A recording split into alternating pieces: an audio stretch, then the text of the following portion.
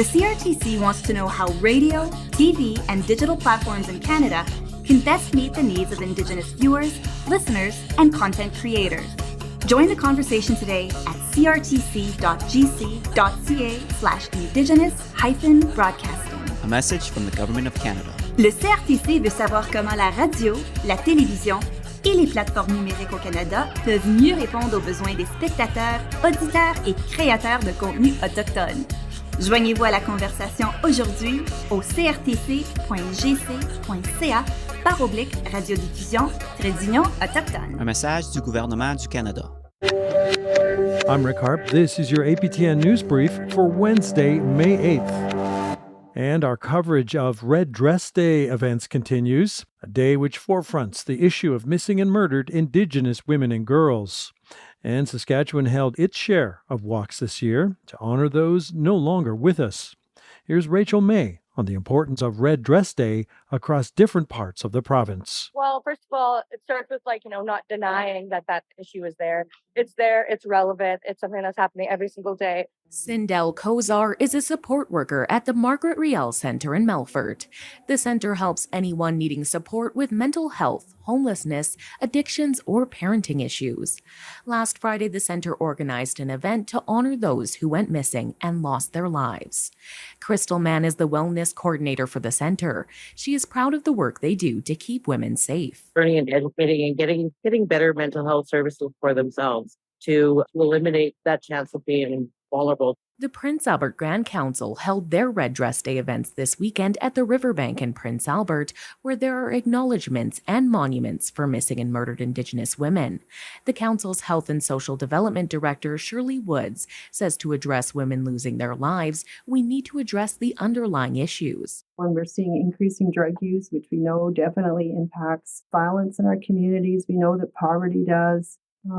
People's economic situations. And so it's a much larger issue that we have to look at it more holistically and just to be aware of that. Dorothea Swiftwolf is the Saskatoon Police Service's missing person liaison. Keep in mind, when we talk about our missing and murdered loved ones, that's somebody's heart, somebody's spirit that we're talking about, and that family's walking through life without that piece of their heart and spirit. Swiftwolf says the most important thing to remember is that all of those who are either missing or murdered are part of someone's family. Rachel May, APTN National News, Saskatoon. To Yellowknife now, where people convened at the N.W.T legislature on Red Dress Day to reflect on systemic injustice against Indigenous women, girls, and 2S LGBTQIA+ people. Charlotte Moore-Jacobs reports.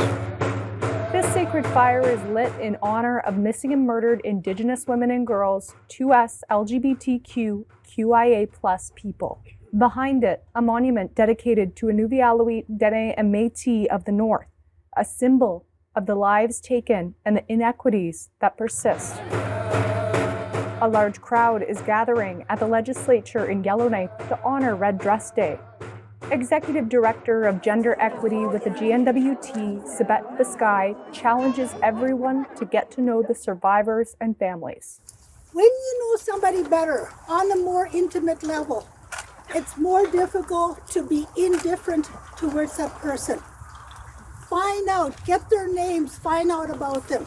Many carry signs, a reminder of the violence Indigenous women and girls face at home, in the workplace, and in the community. It hits home for us because Charlene's a member of my husband's family, and when she was 15 years old, she went missing in and around Betchico, and there's still no sign, and we just wish people would speak up and tell what they saw, because somebody saw something, somebody knows something. Executive Director of the Yellowknife Women's Society, Renee Sanderson, helped with a recent research report on unhoused Indigenous women in Yellowknife and the RCMP. It outlined how Indigenous women experience discrimination, distrust, underprotection, and fear in the community. Now, RCMP are on site to march with supporters. We're working together and we're collaborating and addressing the issues that we brought up in the reports. I think we still have a long ways to go, but it's nice to see them a part of the community, and that's what we wanted from the beginning, to be a part of the community, to understand the challenges that our Indigenous people face. Sanderson is remembering her cousin Amber Tuckaroo, who went missing and was murdered outside of Leduc. The family still has not found justice. The families that were left behind, and to grieve and to wonder why. She says more needs to be done to show vulnerable women and girls are valued and protected. I think we need more supports. In the Northwest Territories, we don't have a treatment program facility. We don't have a trauma center. All the individuals who want to get help in dealing with their trauma or to go on that healing path, they're referred south. And I think being displaced from your family, from your support group is challenging. We also need, adequate housing, affordable housing. A lot of individuals who go away for treatment, they come back and they don't have a place to stay. The Red Dress event is concluding with speeches and a lunch at the Tree of Peace. Charlotte Moore-Jacobs, APTN National News, Yellowknife. The topic of identity theft came up this week at a Senate committee meeting, and Manitoba Senator Mary Jane McCallum said she's troubled by people self-identifying as Métis, people she said Canada has allowed to be involved in claims to land, natural resources, and development without verification. Manitoba Métis Federation President David Chartrand said that's why his organization and the Chiefs of Ontario are co-hosting an identity theft summit next week. He then accused the Métis Nation of Ontario of cultural appropriation. There's now a full nation attempt by Ontario to steal who we are. They're taking our beadwork. They're taking our infinity flag that flew in 1816, the first battle in the prairies. They're taking our heroes. They're taking our Red River. Why do you think it's called the Red River Jig? Where do you think it comes from? Red River. Where's the Red River fiddle come from? Red River. The Red River cart. Red River. But now they're symbolizing and carrying that around, saying that's they're there. An NDP member of Parliament has pushed the Trudeau government to establish a guaranteed livable basic income. On Tuesday, Winnipeg Centre MP Leah Gazan spoke at a press conference in Ottawa in favor of her private member's bill C-223.